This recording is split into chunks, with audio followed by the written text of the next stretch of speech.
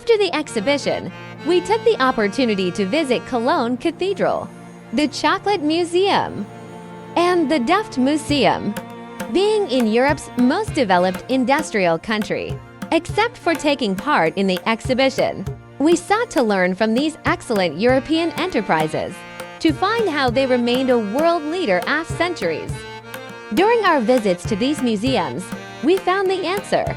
It is love that lies in the heart of all these successors. Love for their industry, dedication to their customers, and holding a sense of responsibility towards society. A quote from the founder Elisabeth Al Sayed Aghaie, displayed at the Chocolate Museum, who was concerned of the environment, cocoa-producing farmers' poverty, and child labor issues. It reads as, "For the future, I wish that all children can go to school, all have enough to eat, and can visit a doctor in case of emergency." Although UKO is only 15 years and is a relatively young and ordinary company, most of our customers have passed several generations and over a century.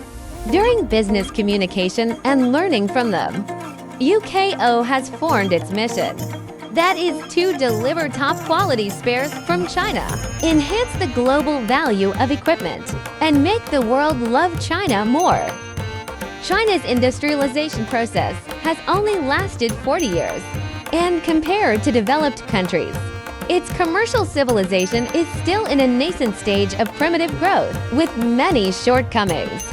However, China's comprehensive manufacturing system, vast domestic market, most importantly, its inherent sense of responsibility and mission as human beings, will surely support us through this phase of primitive growth and propels us into a highly developed stage of commercial civilization.